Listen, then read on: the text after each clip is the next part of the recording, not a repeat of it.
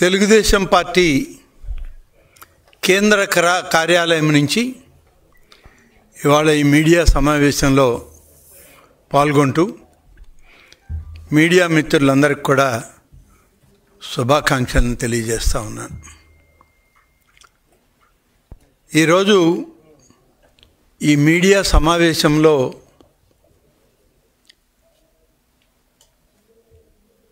ఒక ప్రత్యేకమైన పరిస్థితుల్లో ఈ రాష్ట్రంలో అనుకోని విధంగా భగవంతుణ్ణి అలాగే హిందూ ధర్మాన్ని ఆచారాలను రాజకీయ వైకుంఠపాళిలోకి లాగేటువంటి ప్రతిపక్షం ఈ రాష్ట్రంలో ఉండడం బాధాకరం. ఇది ఈ విషయాలపైన మాట్లాడాల్సి రావడం కూడా కొంత బాధను కలిగిస్తూ ఉంది. గడిచిన సంవత్సరం రోజులుగా కూటమి నాయకత్వం, తెలుగుదేశం పార్టీ జాతీయ అధ్యక్షులు, రాష్ట్ర ముఖ్యమంత్రిగా శ్రీ నారా చంద్రబాబు నాయుడు గారు వచ్చాక అనేక విధాల రాష్ట్రంలో గతంలో జరిగినటువంటి దుర్మార్గపు పరిపాలన నుంచి రాష్ట్రాన్ని, ప్రభుత్వాన్ని, ప్రజలని కాపాడడంతో భగవత్ ఆలయాలను కూడా ప్రక్షాళన చేయాలి అనేటువంటి ఆయన నిర్ణయం. మొట్టమొదటగా తిరుమల శ్రీ వెంకటేశ్వర స్వామి ఆశీస్సులు తీసుకొని పరిపాలనకు వచ్చే రోజే ఆయన సనాతన ధర్మాలని, ఆచారాలని కాపాడుతాము, హిందూ ధర్మాలతో పాటు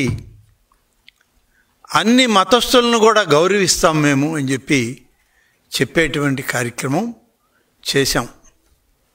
కానీ దురదృష్టం ఏంటంటే ఇవాళ ఉన్నటువంటి రాష్ట్రంలో ప్రతిపక్ష హోదా కూడా లేనటువంటి ప్రతిపక్షం ఈ రాష్ట్రంలో ఉంది. ప్రతిపక్ష హోదాకి అర్హత రానటువంటి నాయకుడు ఇవాళ నేను ప్రతిపక్ష నాయకుడిని అంటాడు. హిందూ మతం మీద నీకు గౌరవం లేకపోవచ్చు, కానీ హిందువులను అందరినీ అవమానపరిచే విధంగా,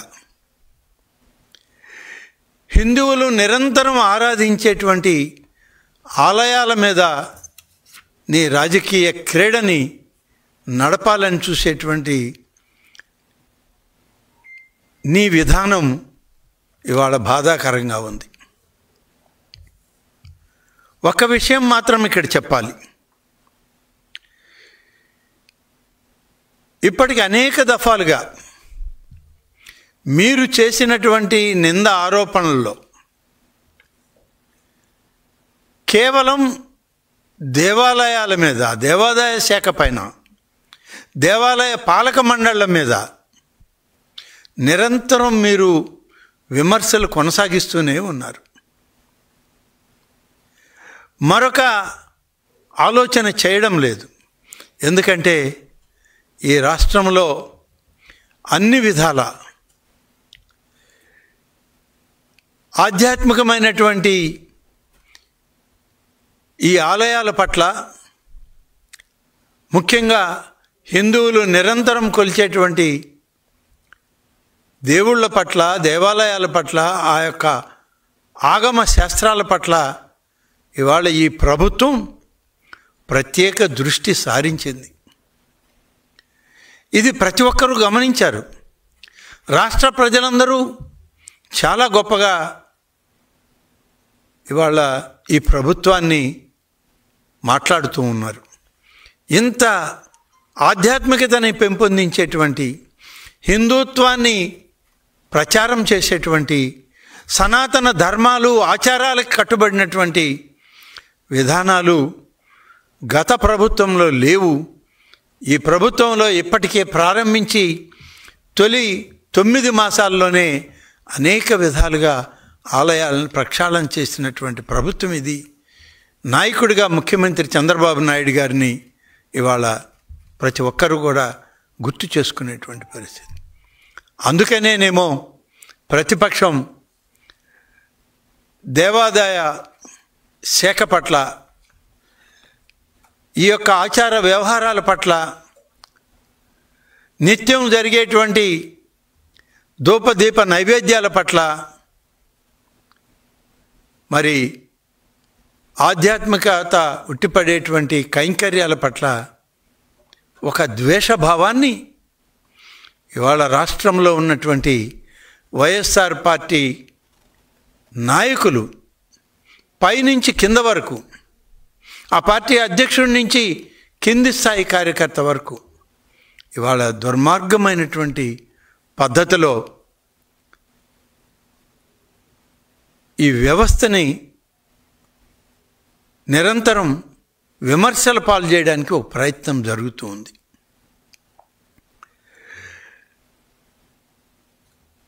ఎన్ని రకాలుగా ఈ ప్రభుత్వం మొదలుపెట్టిందో అన్ని పద్ధతుల్ని చేస్తామని చెప్పినవన్నీ కూడా చేసినటువంటి ప్రభుత్వం ఇది.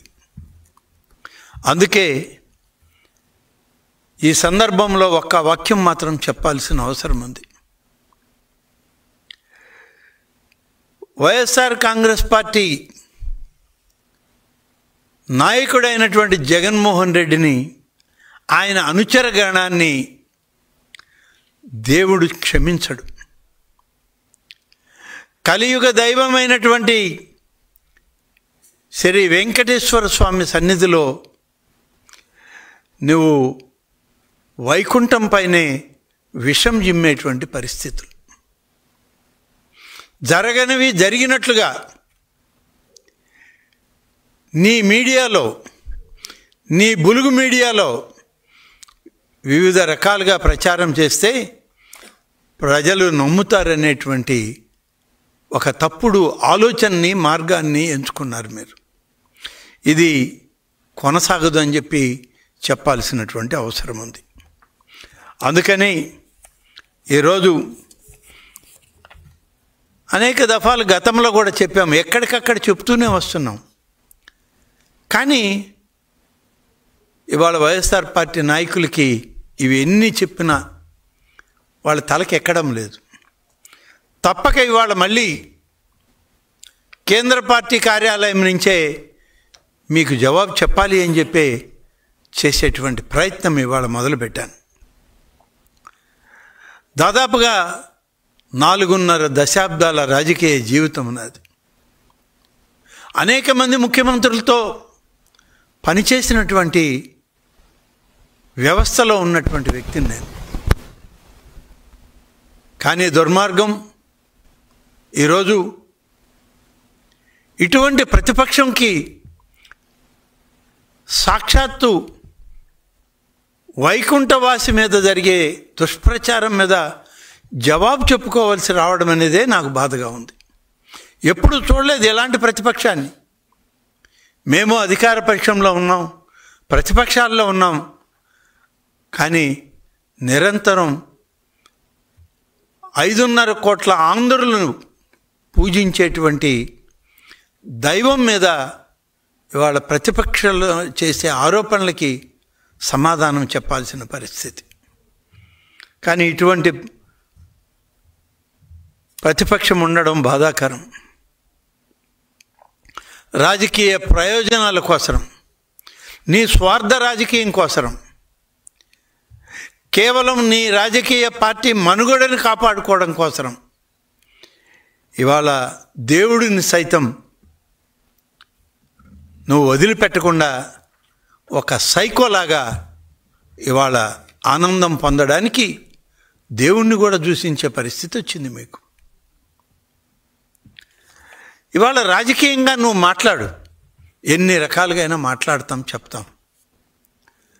ప్రతిపక్ష హోదా లేదు కాబట్టి నేను శాసనసభకు రానని చెప్పి ముఖం చాటేసి వెళ్ళిపోయినటువంటి వ్యక్తివి నువ్వు. పాపం నువ్వే కాదు, నీతోటి గెలిచిన 11 మందే వాళ్ళకు కూడా శాసనసభ మొహం చూసేటువంటి అవకాశమే ఇవ్వలేదు నువ్వు.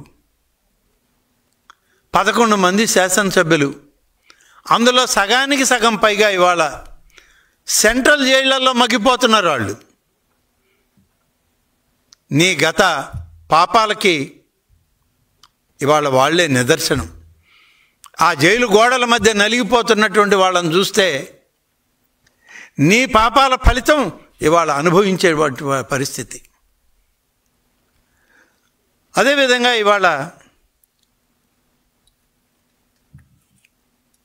దాదాపుగా ఉమ్మడి ఆంధ్రప్రదేశ్, విడిపోయిన ఆంధ్రప్రదేశ్, ప్రతిపక్షం లేనటువంటి శాసనసభను నేను ఎక్కడ చూడలే.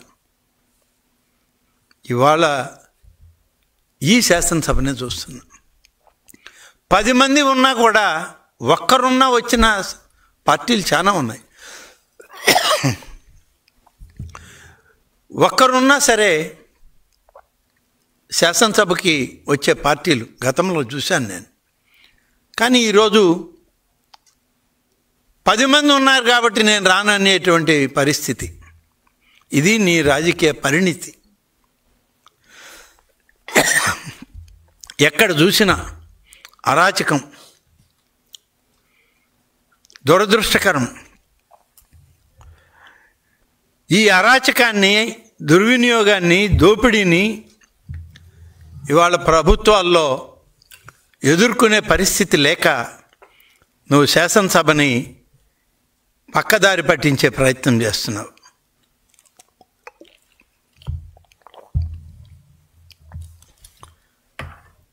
ఏమున్నాయి నీ దగ్గర? తీస్తే మద్యం కుంభకోణం, భూదోపిడి. రాష్ట్రం నుంచి ప్రజలు నిన్ను ఇంటికి పంపించారు. నీ ముఖార విందాన్ని శాసనసభలో చూడలేమని చెప్పి పక్కకు పంపించారు.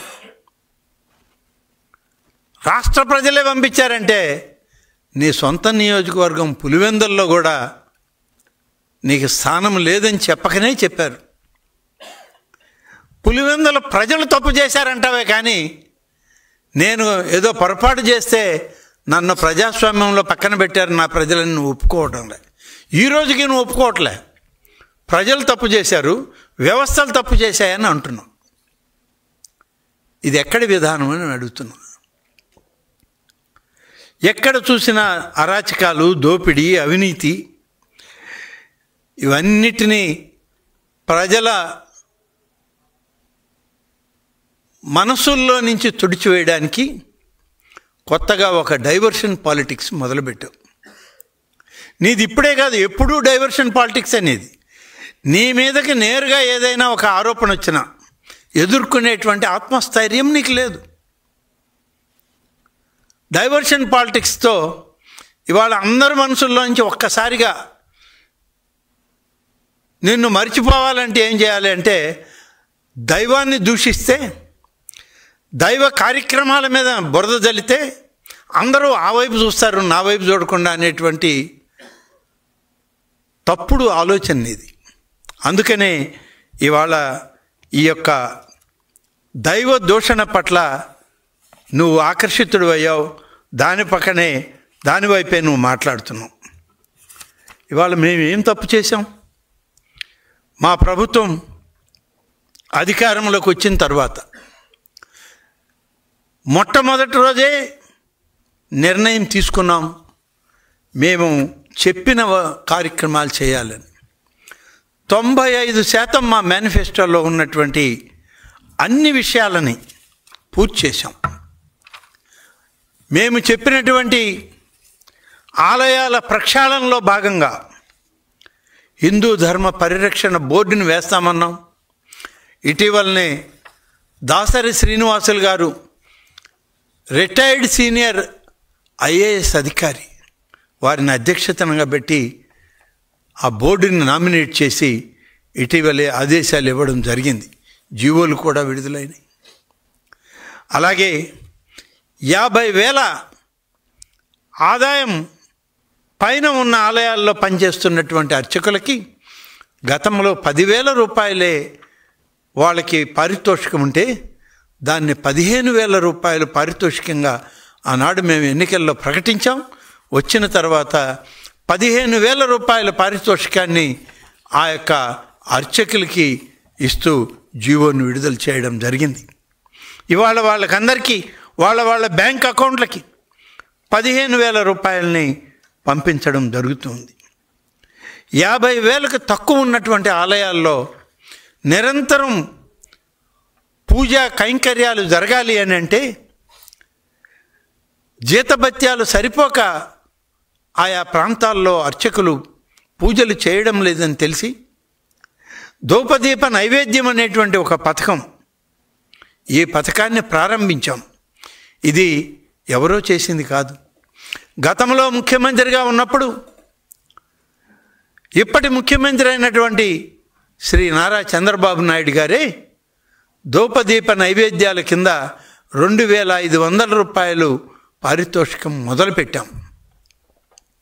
తర్వాత మళ్ళీ ఆయన హయాంలోనే రెండవ దఫా ముఖ్యమంత్రి అయ్యాక 2,500ని 5,000కు పెంచి ఇవ్వడం జరిగింది. 5,000 ఇవాళ సరిపోవడం లేదని అంటే 10,000కు పెంచి ప్రతి ధూపదీప నైవేద్యం గతంలో ఇచ్చినవి కానీ ఇప్పుడు అదనంగా ఇచ్చేటువంటి వాటికి కానీ 10,000 రూపాయలకు పెంచి ఇవాళ నిధులు విడుదల చేస్తున్నాం. జీవోను విడుదల చేసి ఆలయాల్లో పవిత్రతను కాపాడడానికి ఆ అర్చక బ్రాహ్మణీకం మరి అదేవిధంగా వేదం చదివినటువంటి వాళ్ళకి, వారు బ్రాహ్మలు కావచ్చు మరెవరైనా కావచ్చు, అర్చక వృత్తిలో ఉన్న వాళ్ళని ఆదుకోవాలని చేసేటువంటి ఒక ప్రయత్నం ఈ ప్రభుత్వం చెప్పిన మాట నిలబెట్టుకుంది. అలాగే ఆలయాల్లో ఆగమ శాస్త్రం, ఆగమ పండితులు ఎవరైతే ఉన్నారో వాళ్ళ సూచనల మేరకే పూజాది కైంకర్యాలు ఆ ఆలయంలో జరగాలి తప్ప దేవాదాయ శాఖ అధికారులు, పాలక వర్గాల ప్రతినిధులు చెప్పిన విధంగా పూజాది కార్యక్రమాలు ఉండకూడదు. దానికి ఒక విధానం ఉంది, వేదం ఉంది, ఆగమ శాస్త్రం ఉంది. ఆ శాస్త్రం ప్రకారం ఆగమ పండితులు ఇచ్చినటువంటి పద్ధతిలో మీరు పూజలు నిర్వహించాలని చెప్పి రాష్ట్ర ప్రభుత్వం ఆదేశాలు ఇచ్చాం. మేము ఇచ్చిన ఆదేశాలు ఇవాళ అమలు అవుతూ ఉన్నాయి ఆలయాలు. ఆ విధంగా జీవో విడుదల చేసి మరి అందరి అధికారులకి ఇవాళ ఆ జీవోను అమలు చేస్తూ మేము వెళ్ళినటువంటి ప్రతి ఆలయంలో పరిశీలిస్తున్నాం. ఏ విధంగా జరుగుతుందో కూడా పరీక్షించడం జరుగుతూ ఉంది. ఆ విధంగా చేస్తూ పౌరోహిత్యం, వంట బ్రాహ్మణులను కులవృత్తిగా గుర్తిస్తామని చెప్పాం. దానికి కూడా ఇవాళ నిర్ణయం తీసుకుని దేవాలయాల్లో పూర్తి పరిరక్షణ ఉండాలి, రక్షణ ఉండాలి అని చెప్పి వాటి మీద నిర్ణయం తీసుకోవడం జరిగింది. ఈరోజు మరొక కార్యక్రమం, వేద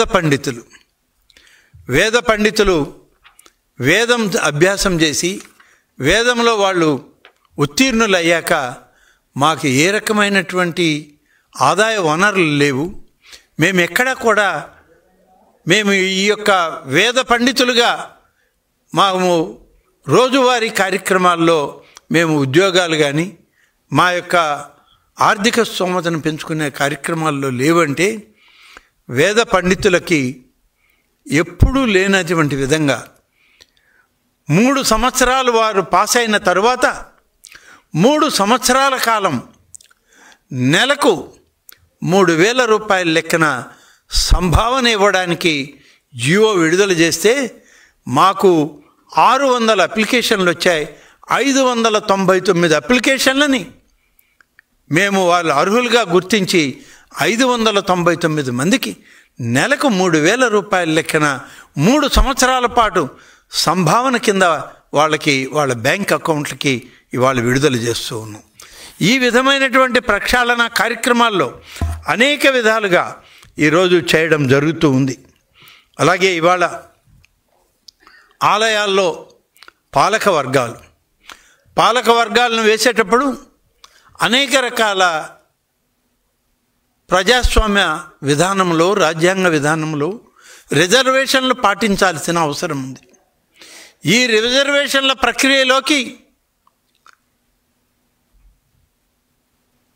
అతి తక్కువ మంది ఉన్నటువంటి బ్రాహ్మణులు కానీ, నాయీ బ్రాహ్మణులు కానీ ఆయా గ్రామాల్లో తక్కువ కుటుంబాలు ఉంటాయి కాబట్టి వాళ్ళని పాలక వర్గాల్లోకి తీసుకోవడం అవకాశం తక్కువగా ఉందని గుర్తించినటువంటి కూటమి నాయకత్వం ఎన్నికల మేనిఫెస్టోలోనే పెట్టాం.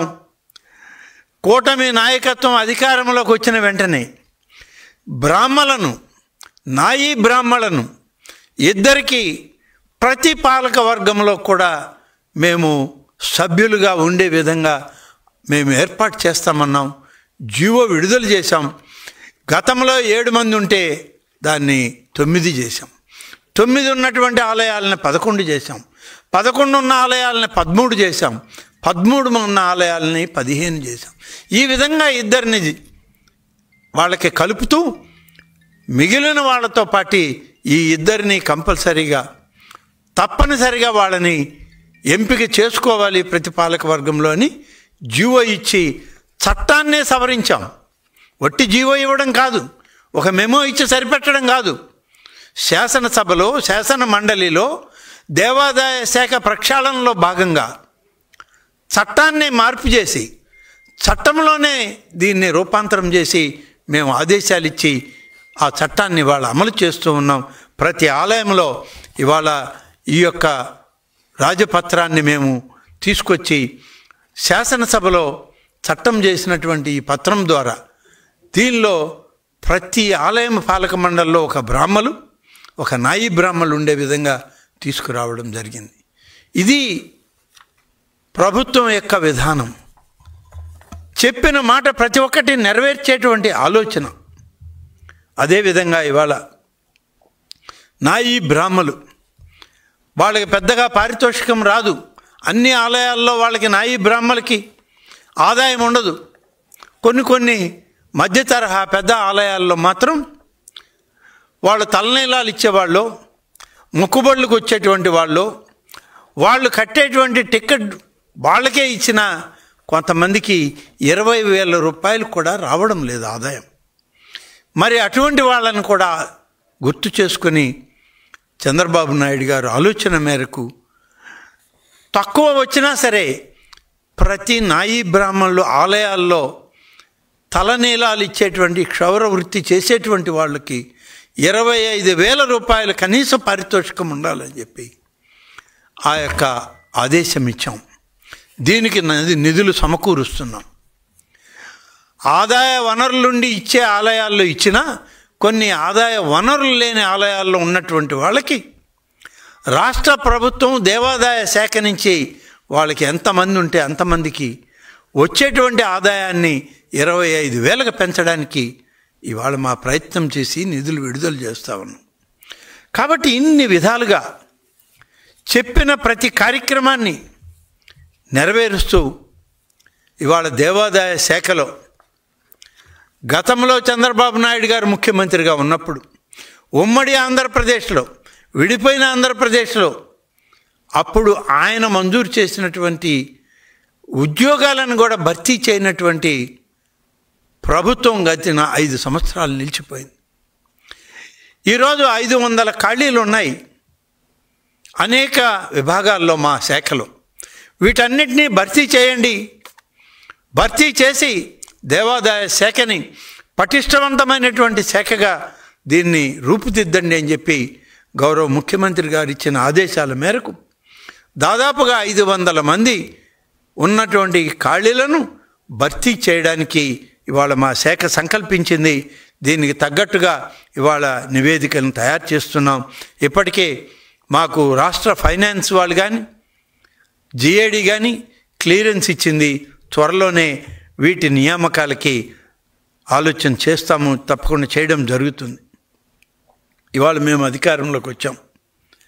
అధికారంలోకి వచ్చాక ఆలయాలని పునర్నిర్మాణం చేసే కార్యక్రమం, అలాగే ధూపదీప నైవేద్యాలను ఎక్కువ చేసే కార్యక్రమం చేశాం. మేము చేస్తే దానిలో ధూపదీప నైవేద్యాలను చూస్తే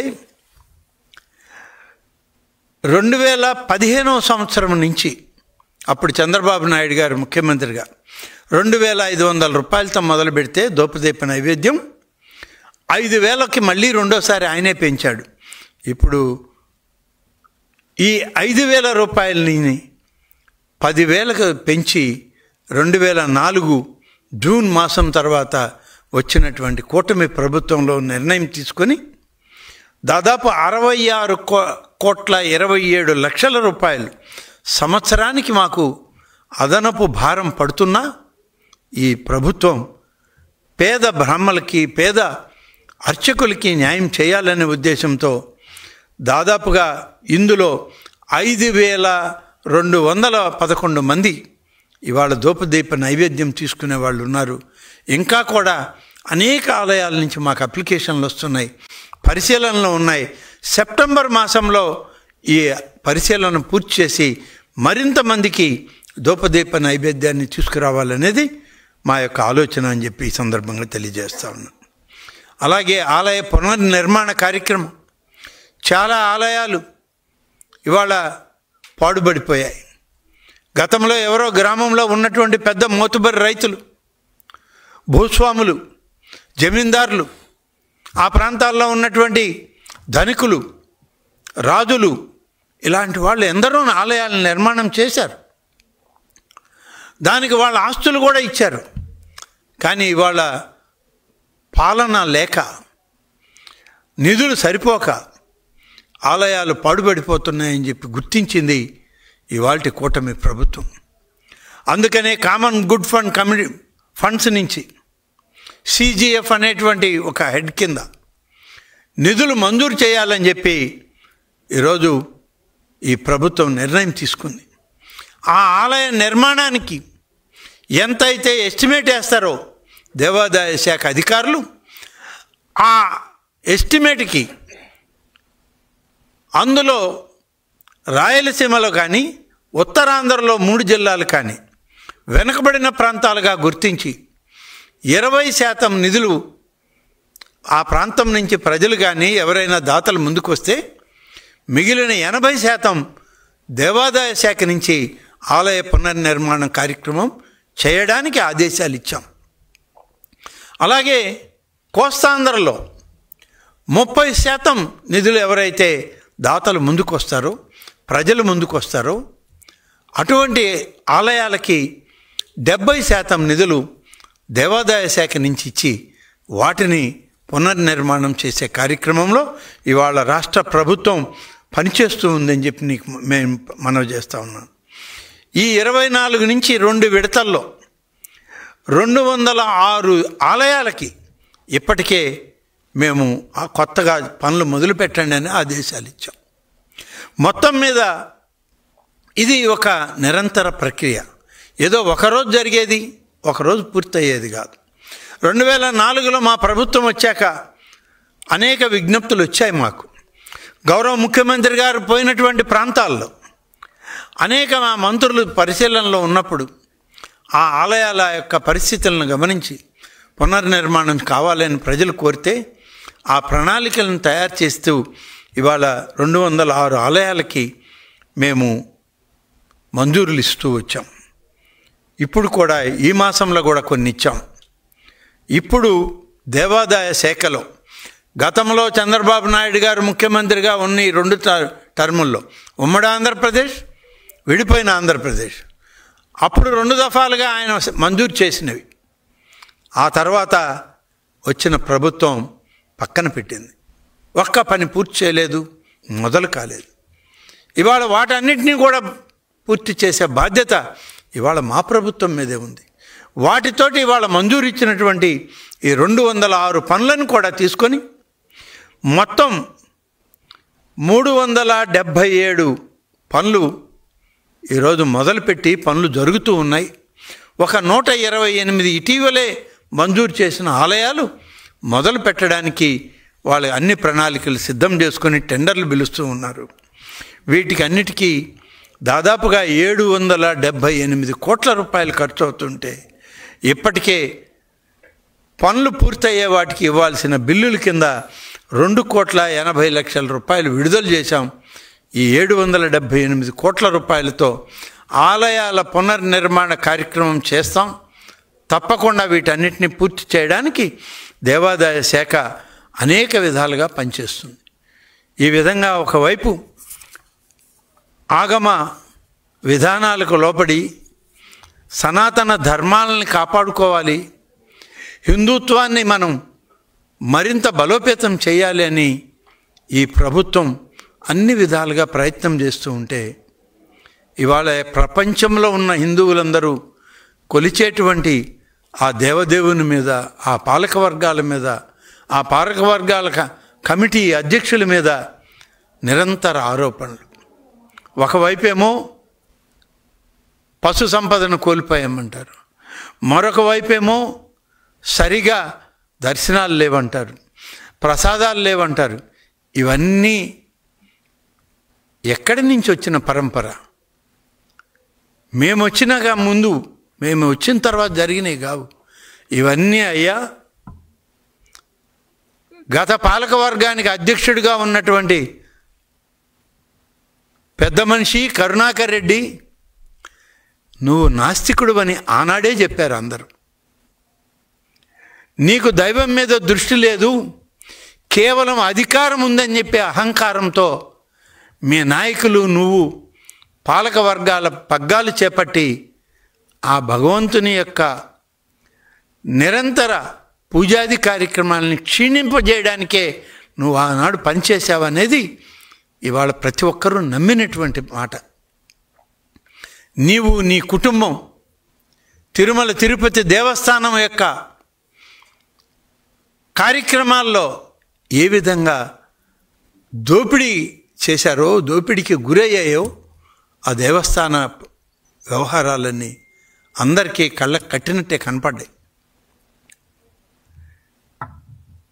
లడ్డు కల్తీ ఎక్కడి నుంచి జరిగింది అనేది విచారిస్తే లడ్డు కల్తీ జరిగింది వాస్తవం అనేది బయటపడింది.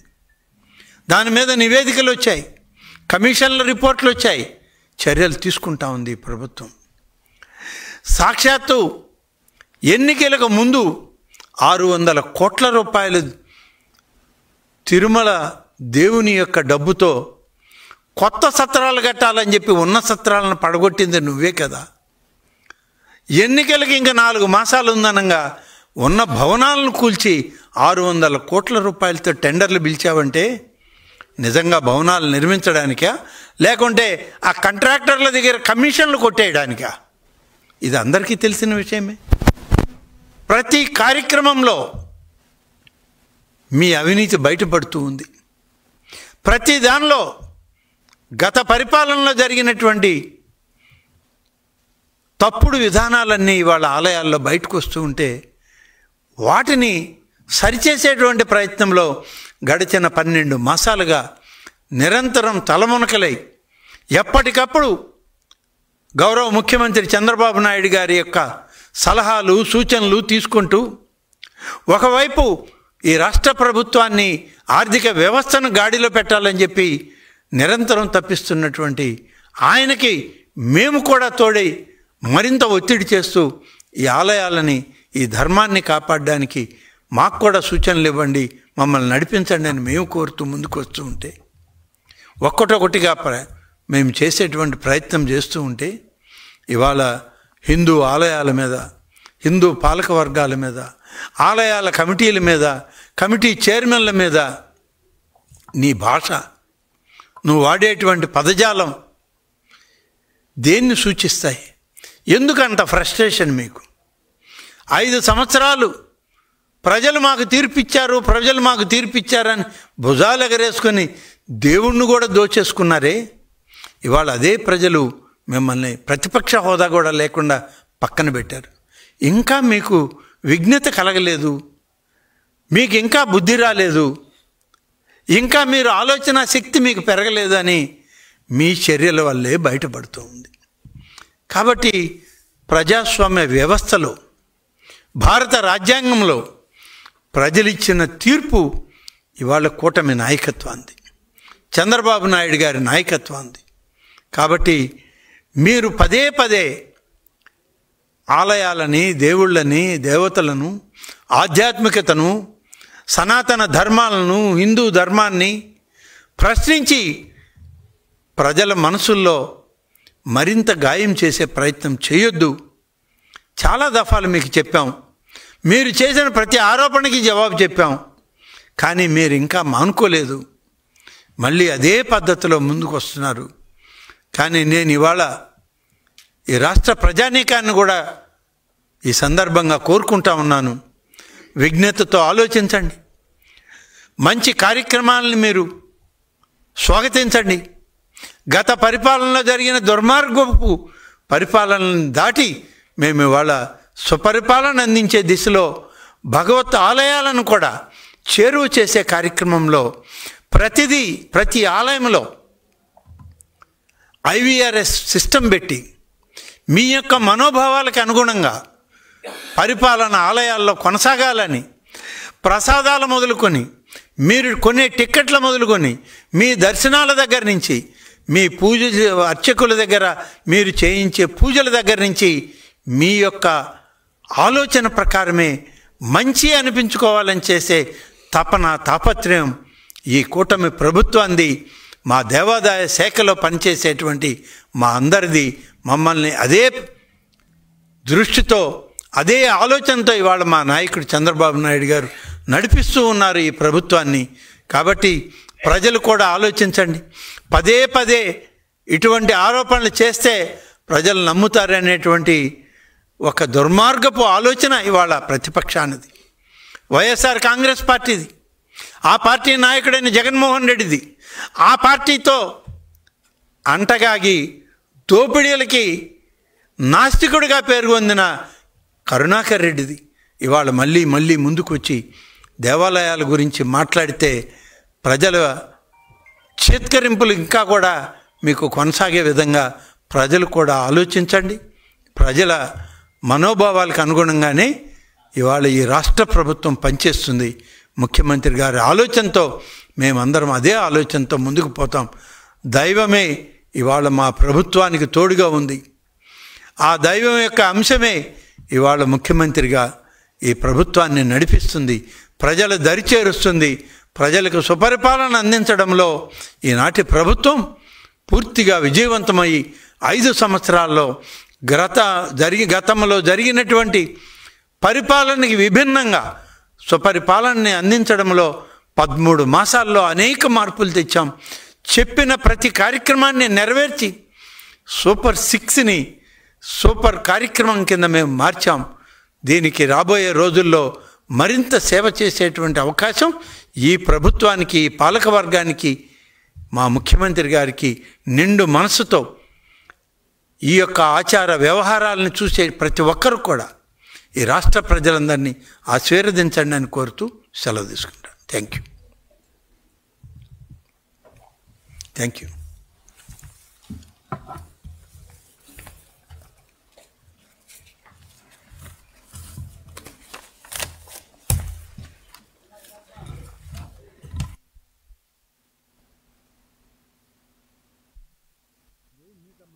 మాట్లాడి కోణాలు అర్థమైపోయింది. ఎందుకంటే కోణాలు 20-25 ఏళ్ళ నుంచి నీకు సంగతి ఉంది కదా, నువ్వు ఏ కోణంలో అడుగుతావు తెలుసు కదా.